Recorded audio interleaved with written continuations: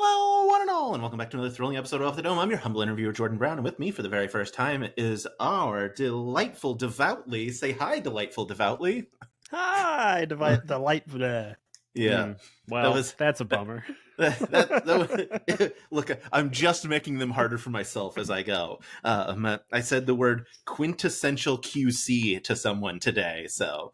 See, I feel like I could have nailed quintessential QC. Got it, right off the bat. There you go.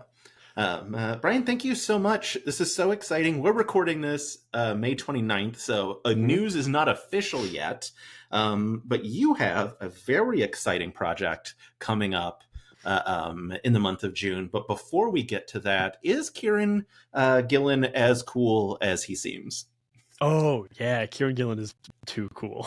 Kieran Gillen is a very cool guy. Yeah, I obviously have been trolling many-sided media to sort of like engross myself in everything that you do over there. And I saw, like, I think like the My First Dungeon idea is so cool. Thank you. And it was one of those things where I was like, man, I can't believe, especially with the people involved in it. It's always funny when there's like a weird blind spot that you hit of like, oh, this wasn't on my radar. It should be, because a bunch of the people we're about to talk to that I love are part of this really cool thing. Let's keep telling people about the thing that they should know about. My First Dungeon, baby. Yes. So can you tell me about My First Dungeon before we get to Bitcherton, obviously the premise of this interview? How did My First Dungeon come about? So My First Dungeon, first off, is a tabletop role-playing podcast that helps you learn new games and make each one better than the last, is our tagline. But basically, we try out indie games. We do games like Honey Heist. We've done Die, Orbital Blues. I'm just looking at my wall of books over here. We're currently running The Wild Sea, which is very cool, like pirates, but if they were sailing on top of trees and you were moth or fungus people. It's incredibly fun. Don't sell yourself short. Schrodinger's Cats. Oh, Schrodinger's Cats, a game that I made that is borderline unplayable, and then we played it on the thing. But basically, every season we interview the creator of the game, and the creator of the game helps the GM prep for their session. We bring on a bunch of really cool people. Some people you might know are like Nathan Yaffe, Persephone Valentine, Katie Maravich, Draconics for people like deep in the actual play community, and a whole bunch more. And we run an actual play, usually like between 4 and 6 episodes, but heavily sound designed. We have original music from our musician Behold. We really go, like, we're writing original tree shanties for this current season of The Wild Sea. So it's really all about teaching you the game, but also giving you the coolest possible experience with that game. So we want to do for indie games what Dimension 20 is doing for D&D and Kids on Bikes. Yeah, it's super, super interesting. Yeah, as I was scrolling through that list of games, I mean, several of them I didn't know, but obviously, like, Die jumped out at me right away because it's a comic book that I became super obsessed with, and then, like, dove headlong into that Kickstarter of, like, what's the maximum I can spend without, like, anyone in my family being mad at me? One of my biggest regrets is not doing the high special edition tier for that Kickstarter, because it's very cool. Yeah, they're very pretty books. It's also just a really fun game. Like the comic that was written in conjunction with it is awesome. Like, if you like D&D, you should absolutely check out Die. It's basically just like D&D but messed up, and as if you like are sucked. It's basically like Jumanji. They call it Goth Jumanji. Like, you're playing D&D, you get sucked inside the world, but all of the monsters are like echoes of your greatest fears and your enemies in real life. It's awesome. It's just really cool. Yeah. I had I've watched a few people play it before, in one shots, and I had considered trying to run a game with some friends of mine until I realized, because I was like, it'll be us, but we're playing ours as ourselves 15 years from now, and I was like, oh no, wait. The premise of the game is basically like, we haven't spoken in 15 years, and now, like, all hell is breaking loose. And I was like, I don't think I want to run. I don't want to narrate why my friend group broke apart first. I was like, we'll have to invent characters for this. Well, not to shield too much for Rowan Rook and Decker, the publishers, but they did just come out with die scenarios, which are like a bunch of one-shot ideas for die, including like your kids at camp, or there's one where it's like you play with like Magic the Gathering or like Yu-Gi-Oh trading cards, and that's a new mechanic. There's also one of them called that Kieran wrote called the X Crawl, which is a hex crawl through all of your X's, which so is good. just the kind of thing that Kieran would come up with. Yep. Yeah. I'm really excited. It's such a the thing that I hate about discovering this podcast is I'm so behind on so many podcasts, and I'm just like, I saw it and I was like, oh, I want to listen to this right away, but I'm like 8 episodes behind on Worlds Beyond Number. Like I'm drowning here in podcasts. Like, hey, listen, if you have to choose one, you should listen to My First Dungeon. Quite frankly, you just should. Yeah, me and Taylor Moore are battling it out for Sound Designer Awards, and I'll be honest, there are some episodes where we beat them. A lot of episodes, they beat us. But I will say confidently, the few episodes, we put Worlds Beyond Number in their place, sound design wise. I like that. That is there's my clipped out moment for sure from this interview. Oh yeah, for sure. Taylor's gonna come at me now. Do you have a system that like jumps out at you as like one of the a really fun one that you got to play in for the My First Dungeon? I think this. I mean, oh man, I was gonna say have one, more than and one. Then there's 2, I think, and Die is definitely one of them. But I think the 2 I actually want to call out are Orbital Blues, which is Soul Muppet, and it's basically Cowboy Bebop. You're playing sad space cowboys. Incredibly simple system, but really effective. If you want to at any point in the game, you can swan song, which is basically you become invincible. You can do whatever you want, but then at the end of that scene, you die. Like, it is your swan song. It is the song that will play you out. But it's just really fun, and that the season that we did for that turned out so good because it's just such a good system. It really gets out of the way and it lets you do exactly what you want to do, which is like play sad space cowboys in a like hyper capitalist future. And the second game is Possum Creek's and Jay Dragon's Yuzeba's Bed and Breakfast, which is a slice of life tabletop role playing game about a heartless witch in the middle of the woods and all of the strange and wondrous denizens of her bed and breakfast. You play as like individual playbooks, and it is the most charming game. It's also like just a wonder the physical versions are about to ship out, and I can't wait to hold it just because like there's so many knickknacks and treats, and like you unlock chapters and you add stickers to your characters to like advance them. It's a really, really, really, really good game. Ooh, this both sound amazing and so different. That's one of the things that I love about sort of as I'm slowly dipping my toe in not D&D games, as like seeing the amazing things that are out there. For me, whenever I find that time to play, I have a 3-year-old. I've got plenty of time to play games. Well, soon enough they'll be old enough and you can bring them in. Yuzeba's Bed and Breakfast is the perfect game for kids. Perfect. Yeah. Yeah, I mean, obviously you have a couple other podcasts. We should, of course, promote those as well, because that's what we do here. Talk of the Table, 20-sided podcast. Talk of the Table, obviously, much more in my wheelhouse of like things that like what I do, just interviewing creators. I saw the most recent one was Jasper William Cartwright. It was, yeah. Yeah.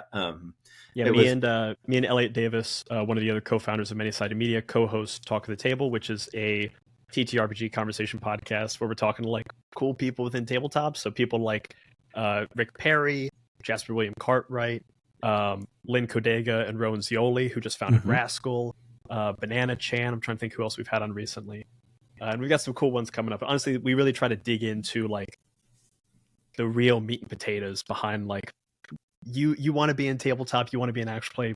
What are the real, like, we want to leave you with something at the end of the episode. And I think we're doing a decently good job at each episode. Yeah. I'm like 99% sure I've listened to the Rick Perry interview. Because as soon as I saw the logo, I was like, well, I know this logo. And like, because I've talked to Rick Perry a couple of times, I usually try to listen to every interview he does just to make sure that I'm not going to like retread ground with someone that like he's like fully told a story before. And so I'm really confident I've listened to that one. He's a but lovely guy. so He's just nice. great. Yeah. I'm putting together a junior year production roundtable interview with him and a bunch of the people that work under him, like next weekend. Very cool. That'll And be fun. he's always just so. I'm always just like, hey, do you want to spend like 90 minutes talking to me? And he's like, yeah. And I'm like, great. I don't know why, but okay. That is one of the things I've found that is just really nice about like tabletop and actual play that I keep like rediscovering is that people are so excited and like down and game to talk about things like this and to talk about their passions. And it's great when cool people make cool things. Yeah. And that Yeah. they're so down to be available to you to like help pass on information and guidance. And it's always surprising to me, like every season, especially when we were first starting, we were reaching out to like, you know, Grant Howitt, who did Honey Heist and and helped with Die and Heart and stuff, that they're just down to clown, down to come on a podcast and hang out and tell you, you know, all the goofs and spoofs you can do with their games. Yeah. It also like you know, like that, and also like getting to talk to like mini painters and mini makers and model makers and stuff, where like they can get like real in the weeds nerdy, and it feels like a lot of people like they get. One of the things I love about Dimension 20, you mentioned the show, that they give at least the shout outs of like,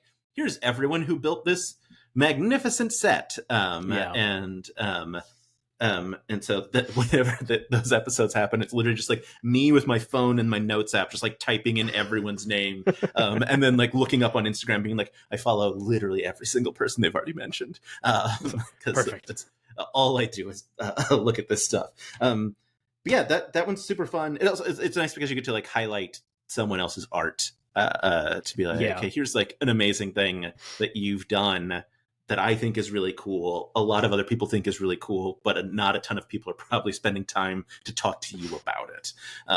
Which is really fun. And then, oh yes, go.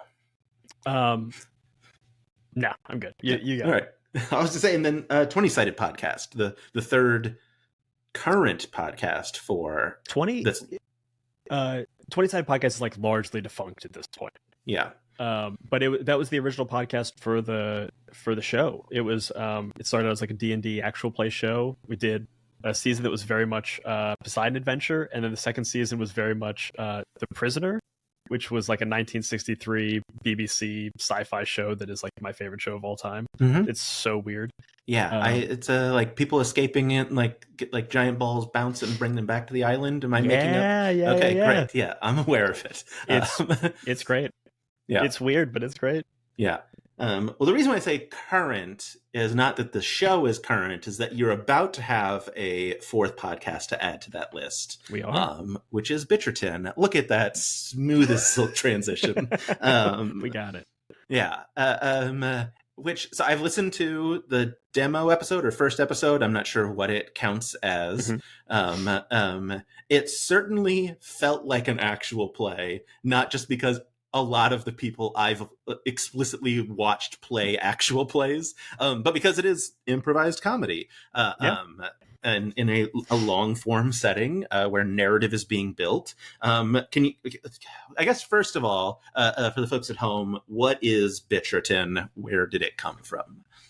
Bitcherton is an improvised Regency podcast that is basically Bridgerton, but funny. It's an improvised episode of Bridgerton, but we're focusing on the goofs and the spoofs and satirizing the world of Jane Austen and the Regency period. And it came from a game. Actually, I've got it right here. It originally came as a game of Good Society, which is like a Jane Austen role-playing game from Story Brewers, a great company down in Australia. And we originally did a season of My First Dungeon playing Good Society with Persephone Valentine, Emma Fife, Katie Maravich, Nathan Yaffe, Carolyn Page, and myself. And it was really fun. It was like a great two-shot. We had so much fun playing in that world.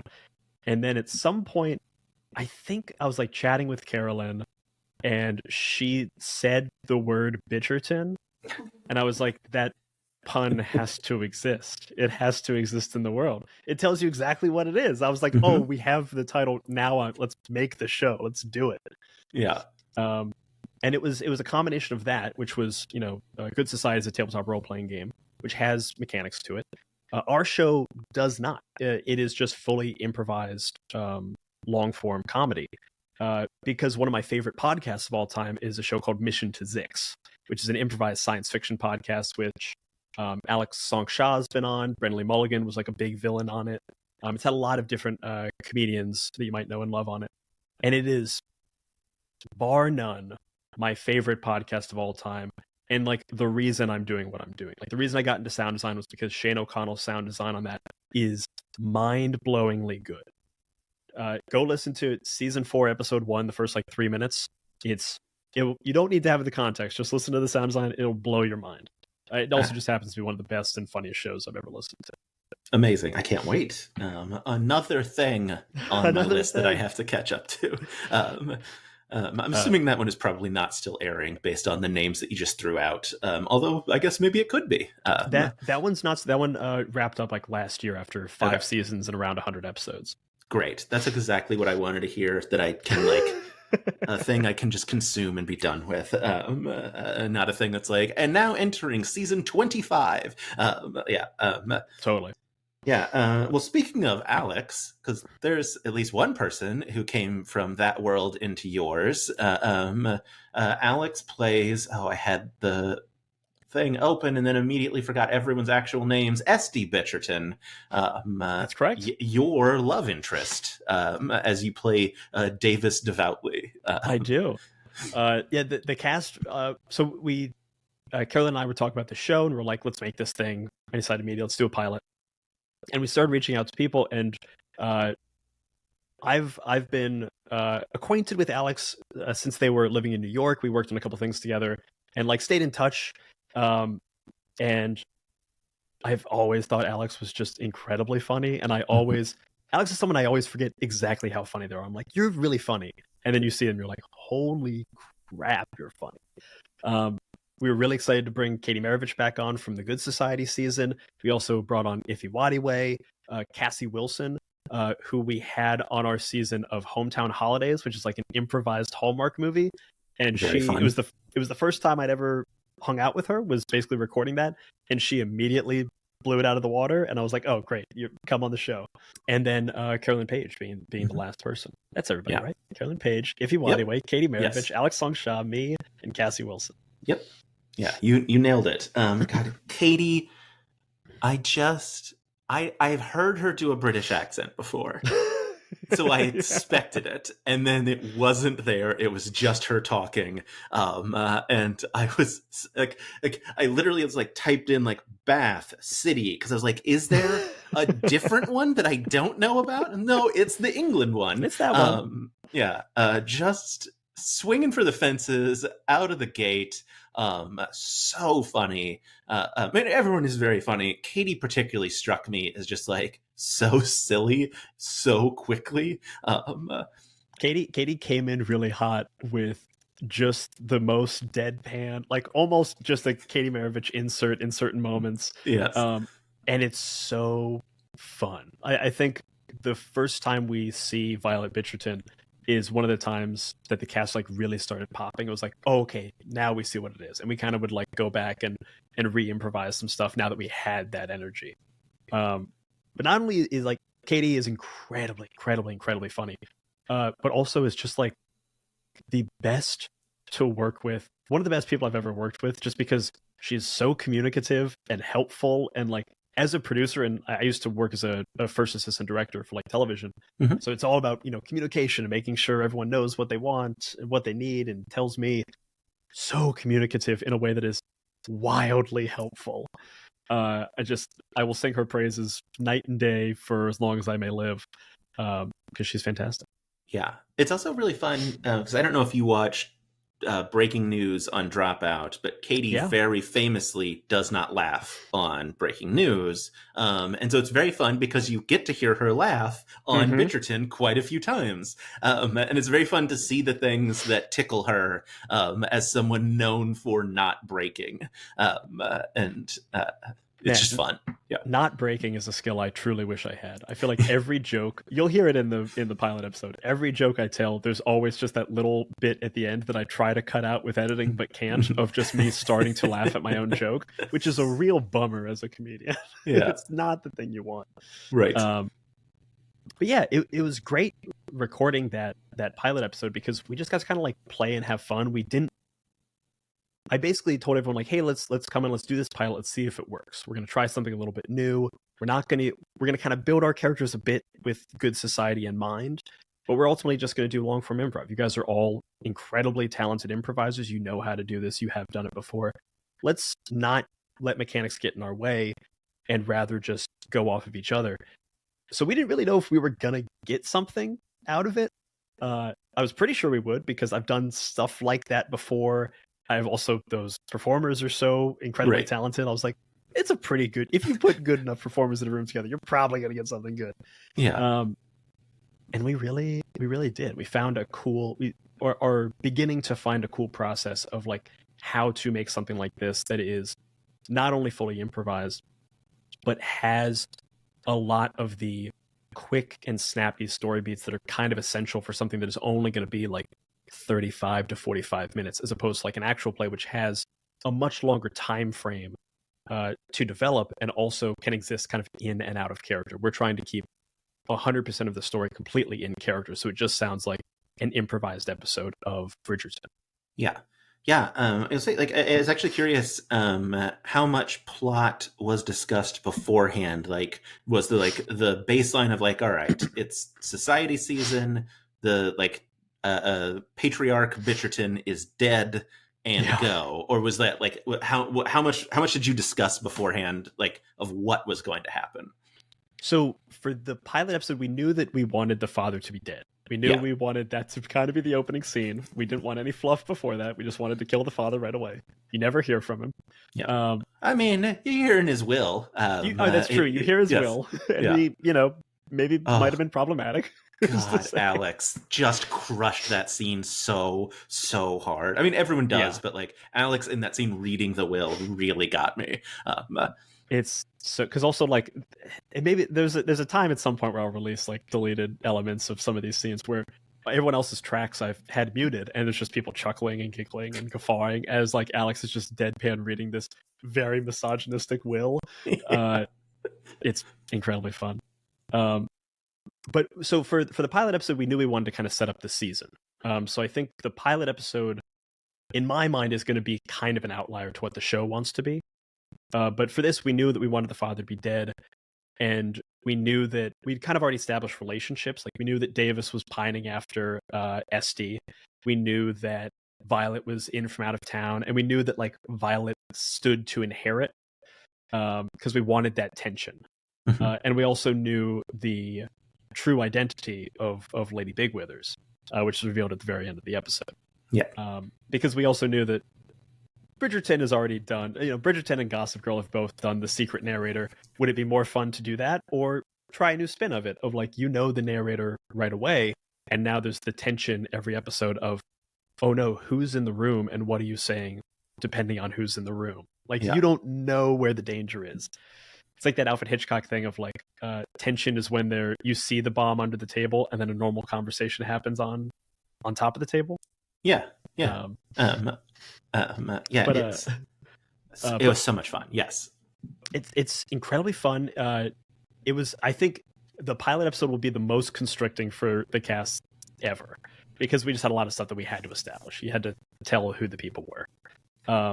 But episodes after this, our plan is we're going to have a guest star for every episode who, very much in the style of Mission to Zix, that guest star will come in with a character who will kind of be the impetus for the episode. They'll be the driving plot. We'll meet them, we'll have some kind of interaction with them, and then that'll kind of be the plot of the episode. My plan for the rest of the season is we have a new character. Here's the character. Here's maybe 10-word plot. Say go.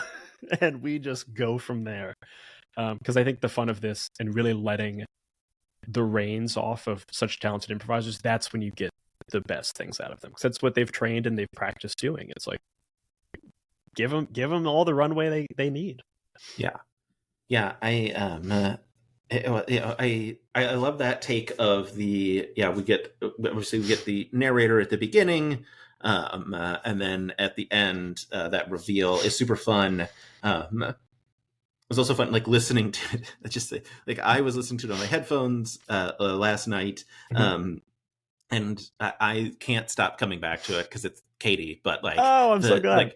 the Katie introduction when like Yeah. you and Iffy are having a conversation and you just hear like muffled groans, and like I fully was like because I had my headphones on, I was laying down in bed and I was like, where is that coming from? I was like, there's no other audio sources on in the room. Like, where am I hearing this weird noise? And I was like, oh wait, it's in the episode. I was like, oh, Katie's trapped in a ditch. Like That was also a great moment when we were recording, because we like went to start that scene. I was like, okay, me and Iffy, me and the Vic are going to be walking down the road, Yep. and we'll encounter Katie.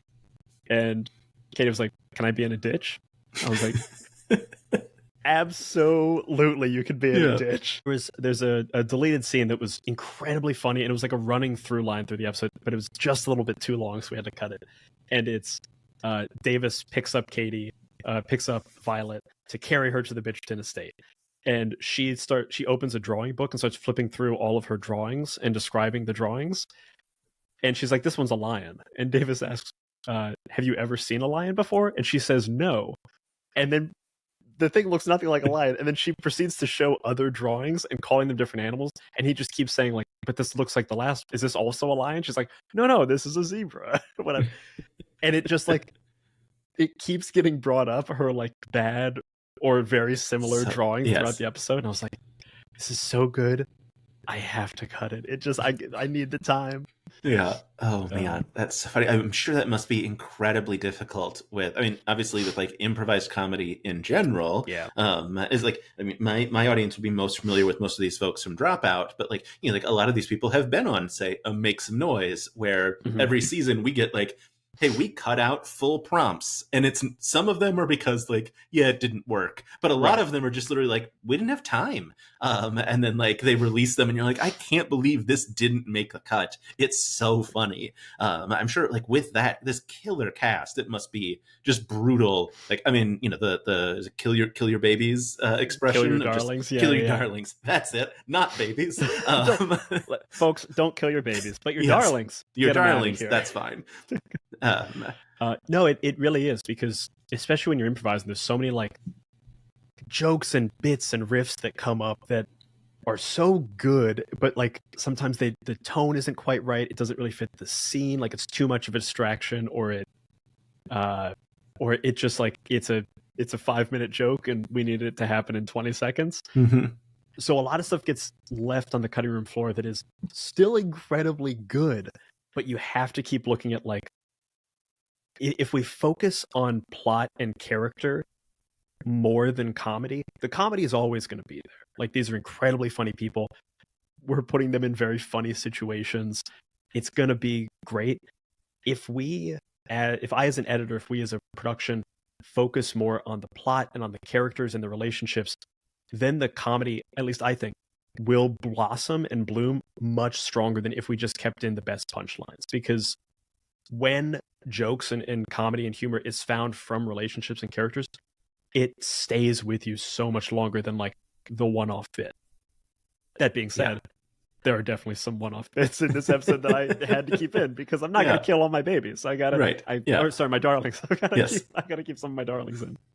Yeah, I would say like that one of those relationship bits that comes up over and over and over again is the vicar being so disappointed in Davis about generally everything, but really specifically Esty. Of like, just first of all, I love that Iffy is playing a vicar who's just openly horny. Of course he is. Just like confess your sins to me. It's like, all right, Iffy. All right, like, buddy. All right, calm down, buddy.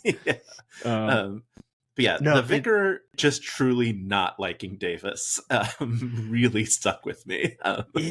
It's really fun, and I'm excited to play that out throughout the rest of the season. Of like, the father-son relationship there of like he's disappointed in Davis because Davis isn't like finding a wife and is only pining after Esty, who the vicar thinks is unacceptable for a number of reasons that haven't quite been revealed in the pilot. They're just kind of alluded to. And it is also just very fun to have Davis be to be the son with the horny dad of being like, dad, dude, you gotta chill, buddy, you gotta chill. It's just a really fun dynamic. Yeah. It was super fun. And then obviously, the Cassie and Carolyn's interactions of like matriarch and eldest daughter, who I think is 23, so therefore like prime, because I think she's about she's about to turn 24, because then like 24 is basically like you're done, you should just like give up, like embrace your spinsterdom or kill yourself, because your life is over. It's Cassie as Mama Bitcherton, Mama Patience, who is incredibly impatient. You have Carolyn as Gwendolyn Bitcherton, who Gwendolyn's 16, and then Esty is 23. I flipped them then. Yes, flipped them. Yeah. Yes, Gwendolyn is about to enter the scene. Esty is nearly an old crone at 23. Yeah, yes. Exactly. It's such a beautiful relationship. I do think that has a big ass siren. I think you'll want to wait for. Man, the joys of New York City. Yeah, it's pretty good. Cassie probably had the hardest job going into the pilot because Cassie was playing Mama Bitcherton and wanted to be the over-the-top Mrs. Bennett from Pride and Prejudice, who's like, oh, my poor nerves, really over-the-top Mama character. And that character could so easily be annoying. It could so easily happen.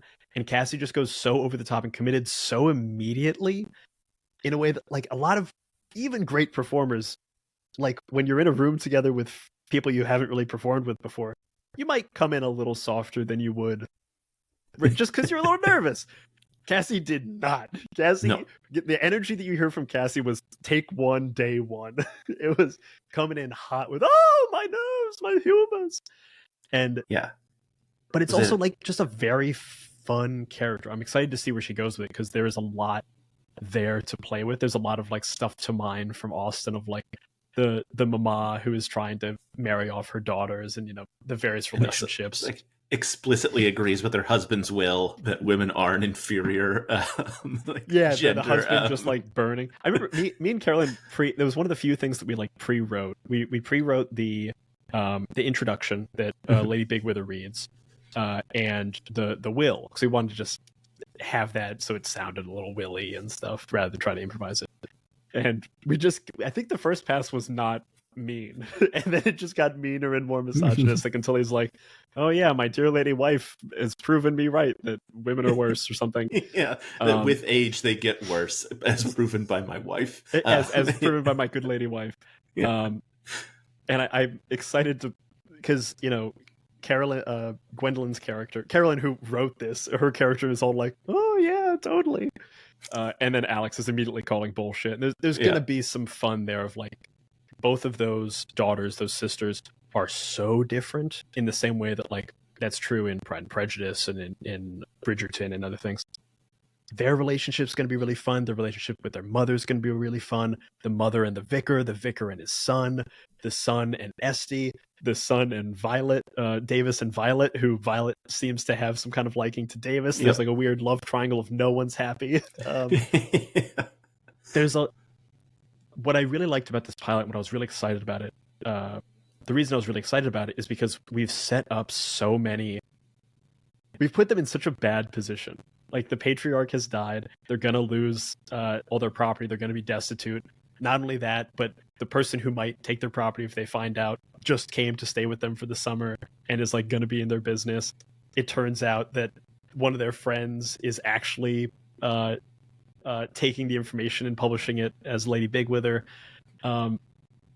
There's a lot of like hidden traps in there.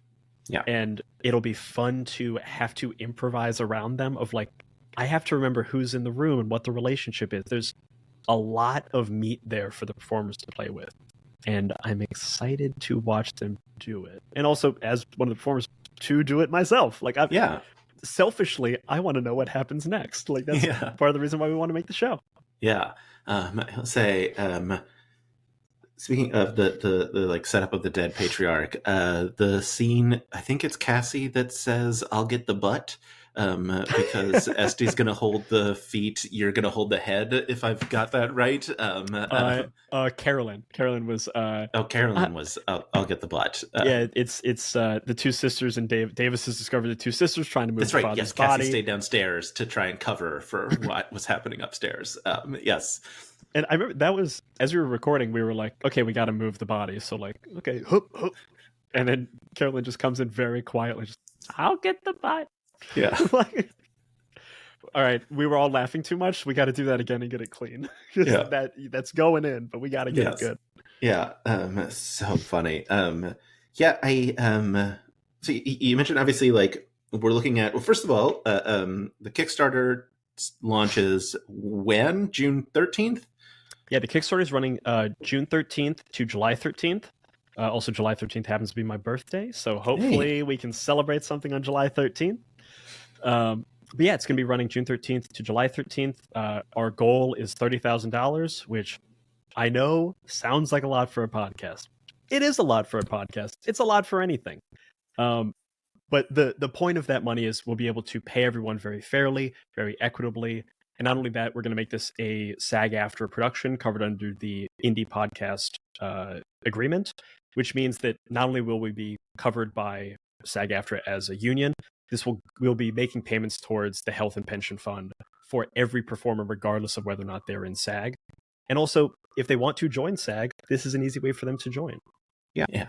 Clean up my end. I'm betting it's going to be fine. I don't do a ton of work on editing of these. No worries. Because I don't have the time. But speaking of editing, and I guess I have to leave that part in now for the transition, one of the things that I really loved, and obviously you need the $30,000 for, is a beautiful sound design of just like really brings that story to life of, like, we've got boots squishing in mud, we've got, people moving a dead body upstairs. Yep. Like, we get that really engrossing sound effects on top of the original music as well.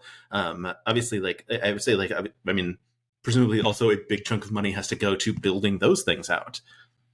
Yeah, a lot of that is just time. It's just time. Like, ultimately, when I edit an episode of an actual play or of, let's just use Bitcherton as an example. Every minute of audio probably takes 7 to 10 minutes to edit. But when you expand that out, all of a sudden you're looking at 20, 30 hours. And that's just editing and sound design. That's not including what Behold is doing, our musician for original music. That's not including the original performance, nor pre-production, like just getting everyone scheduled and together, reaching out to cast, post, all this other stuff, getting it posted, sharing it, all that stuff. Just physically making the thing so that you can put it somewhere is probably 25 hours an episode. Yeah. And when you get into actual play, that can get even longer just because they're longer. And it is very fun. It's very rewarding, and it's worth it. Like, the reason we do it is because it's worth it. I've been wanting to do something that is, like, fully immersive in the style of Mission to Zix for a while now, like, kind of ever since we did Good Society. And also we did a season of 10 Candles, which we won a sound design award for at the New Jersey Web Fest, which we're very proud of. We saw how much it can elevate an actual play and how much it can elevate a story by really focusing in on sound design moments and musical moments that just, like, serve to highlight what's happening. I'm not trying to, like, I'm not sound designing every little moment, but I'm trying to give you the vibe of where you are and also, like, show you where your emotions are, kind of point you to the laugh, because you don't have facial cues, you don't have emotional cues, you don't have physical gestures. You need a little something extra to get that extra laugh that you would have gotten if you saw these people live. And that's the reason why we do it. Also, it's just really fun. It sounds great. It makes the episode drive faster when you have music underneath something. It's the ultimate cheat code to actual play. If you want someone to, Spielberg does it all the time. It's emotional manipulation with music. There's a reason that we do it, because it works, and it's also pretty easy to do generally. Yeah. Yeah, I was struck by that, like listening to the episode of like how much, not how much as if it's like overly sound design, but just that like it was a really Oh rich yeah. sound design that like really does draw you in, and then, like you said, yeah, like there's this music that like every time you hit a new part of the score, or a new beat of a moment, like you're like, oh yeah, this is what I want to hear. Like this is great. I know for the Kickstarter, you're looking at 10 episodes for a season one of Bitcherton. Can you talk a bit? I don't know how much you have settled. Can you talk a bit about like rewards, what people might be looking at if they're thinking about backing the Kickstarter? Yeah, totally. What I know, like an ad-free episode sort of thing is available for those folks. But what else are they looking at? Yeah, so we've got a couple of big things. To start out, there's a $10. I'll give you the whole rundown. Go for it. It's a $10 tier, which is basically like, thanks for helping us out. You get an MP3 of the pilot, an MP3 of our original theme song, and we're going to be making a essentially like a Lady Bigwither gossip sheet, like the fictional gossip sheet in the world. We're going to make that with a bunch of like Easter eggs and stuff and distribute that digitally. So you'll get a copy of that. $25, you're getting all 10 episodes ad free. So you're getting those delivered to you MP3 style, as well as everything before that. $50, we're also doing talkback episodes with the entire cast for every episode. So you're getting kind of like an adventuring party behind the scenes sneak peek, which is going to be very fun. Once we get up into the $100 tier, oh my God, I've just forgotten what our tiers are. Wait, let me. I have it right here. Let me look it up. Right. At $100, you're getting all the stuff I've mentioned before. So you're getting the full Bitcherton experience with the ad-free episodes and the talkbacks. You're getting a ticket to our digital premiere for season 1 with a live Q&A with the cast. You're also getting a physical edition of that in-world gossip sheet. We're going to print it up really nice and like send it to you. We'll do some calligraphy, fun stuff. We're going to have some fun with it. It's going to be like a goofy, fun thing.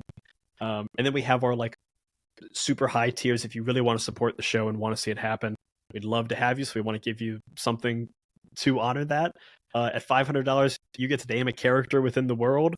We're going to be, I think the plan for these is we're just going to have a big list of anyone who wants to name a character, and that's who the guests can pick from.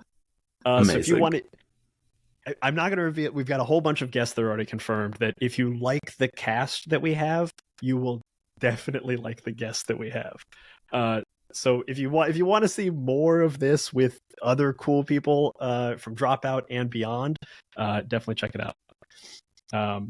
Also, the $500 tier, we're doing like full cast signed posters, which you have to really admire because our cast is on 2 different sides of the coast, so we're gonna have to be shipping these things back and forth.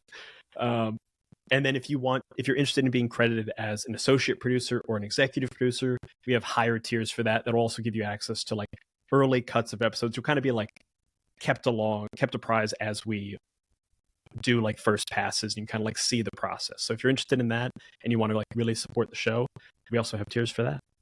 Yeah, that sounds super fun.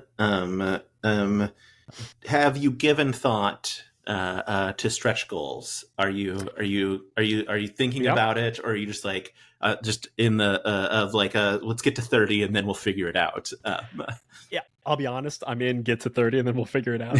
but we did discuss stretch goal. We do know what there's going to be, and so 30,000 was our goal. That's 10 episodes. That's 10 episodes fully sound designed, with some original music from Behold. It's not going to be a full score, but it'll be some original music.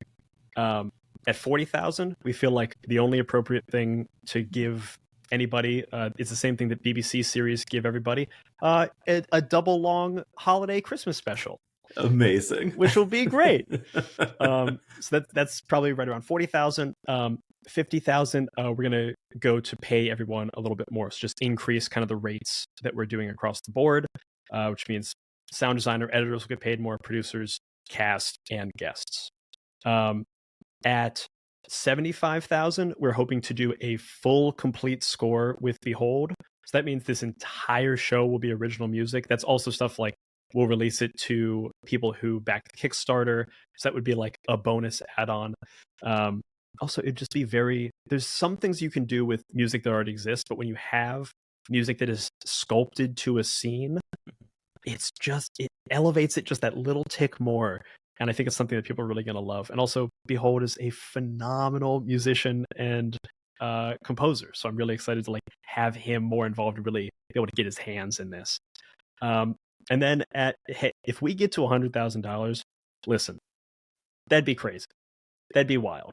We're just gonna do twice as many episodes. So 100,000. If you want 20 episodes, 100K is where it's at, baby. What's the like? We're having a live premiere. We're renting out a theater. We're doing like 150. Oh, maybe we'll do that at 100,000 too. We probably should. That's honestly probably a good call. Fly your producers out. Not anybody under 1,000, but like you're dropping 1,000 for well, luckily, Kickstarter. Just about everybody's out in LA. It's just me, Cassie, and many. So we could fly ourselves out. We'll rent out the Lyric Hyperion or the Dynasty Typewriter. We'll do it. Oh, it'd be so much fun.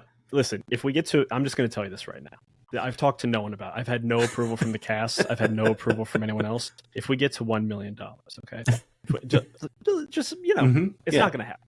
But if it did, not too long, a couple years ago, I produced for Manhattan Neighborhood Network, which is like a local access TV show.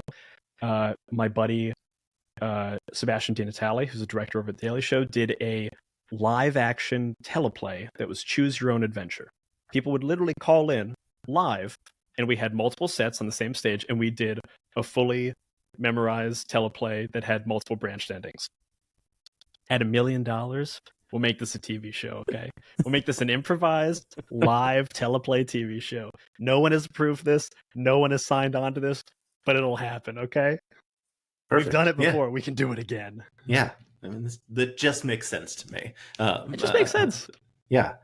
Obviously, like one of the things that I noticed reading through this is the season 1 of Bitcherton, which means potentially more seasons after this. Obviously, got to see how it goes, of course. But like, is this a thing that like in your head? Are you like, I want to keep doing this, not forever, but like, is this like I want a long term? A bunch of stuff to like really play with this like different Austin like space sort of stuff. Austin, the author, not the city. I live in Austin, Texas, which is why my brain was like, don't confuse yourself. We'll also do a special Austin in Austin, so we'll do the whole thing. I definitely if this goes well, if this goes off, this is definitely a thing we want to continue and do multiple seasons, because I think there's just a lot to mine in Austin. Like, Austin has stayed around for a reason. They're incredibly compelling books. They're incredibly fun. And there's so much to do in that world. And I'm excited to see what all of our guests bring to it, of like what, because ultimately we're going to be, a lot of the decisions of the episode and of the season, like, we're not planning an arc necessarily. We're going to be kind of dictated to by what our guests bring to it, and we'll react to that, and there might be a few times where we tease back and forth, but in general we're going to be reactive as a cast, and building from a improvised and communal space. And I think there's a lot to be mined there. I think people coming into this world have a lot of opinions and different ideas about where it can go, and there's a lot of comedy to be played there. Yeah. And I'm excited to play out all of those jokes. And I don't think one season will do it. I think a couple of seasons will definitely do it. Yeah, agreed. I was gonna say, like, obviously, like, you can expand beyond. I mean, obviously, there are more authors than just Jane Austen who wrote like Regent's Period. 100%. Yeah. In my head, I was like, my brain, because starting this interview talking about Kieran Gillen, thinking about like the Brontes in Die. And then my brain immediately went, oh no, you don't know when the Brontes wrote, and you could be off by centuries from Jane Austen. Man, there's a part of me that really wants to say, like, no, I also don't. I don't want to. I'm gonna miss it. I'm gonna swing and miss, and so I'm not gonna go to bat. I'm not gonna step to the plate. Look, the thing is, there are other authors that exist. And I think, like thinking about Die, there is that sort of very fun aspect that you could bring to this of, someone does love, let's say, the Brontes, and they bring in a very different like perspective than like a Jane Austen brings, sort of like as you move not only through guests but also through seasons. Sort of, I don't know, my brain just spun out there, but it seems like a great idea. We also, before the season started, Carolyn and I consulted with Dr. Emily Friedman, who's an Austen scholar, also a big TTRPG reporter, or TTRPG researcher. Yes. And very kindly, we got on a call with her. The plan was like to ask questions. And a few minutes in, she was just like, do you want me to just talk at you for about an hour? And I was like, that's exactly what I want, Em. Yeah. Thank you so much. And she told us, like, there's a lot to that world. Like, I think everyone has a general sense of what Regency is. There's a lot more to it. There's a lot of like fun specifics that like I never would have known had I not talked to Em. Like, there's an episode that I want to do for this is, I guess there was a thing during Regency times where you would rent books, but you would belong to like a book rental service, kind of like Blockbuster, and they would like bring them to your house and stuff. And that's the reason why like things were split into multiple volumes. They could like spread the book out around town. And there's a fun part of me of like, what if the debt collector comes from the Blockbuster? The Regency equivalent of Blockbuster is like, hey, give me our books. Yeah. There's a lot of fun specifics there that I'm like excited to explore. Yeah, that's super fun. Yeah, that's so funny. I'm so glad you mentioned her because I have literally like Emily Friedman, special thanks, like written in the middle of my notes because I'm a huge fan of her work. And so I was like hearing that at the very end of the podcast, I was like, oh, wait, why? How is she involved in this as well? Like, and so then thank goodness you mentioned it because my notes are a nightmare and I would have fully missed that part. I do have a unrelated story. It's related to Bitcherton, but unrelated to Em. Yeah. That I want to tell. So everyone on this cast, so Cassie, Katie, and Carolyn had all been on the show before. I had obviously been on the show before. And Alex, I had worked with in the past a couple of different times, had like almost been on 20-Sided Pod. Like we kind of crossed paths a couple times. Iffy was the only person I had not interacted with at all.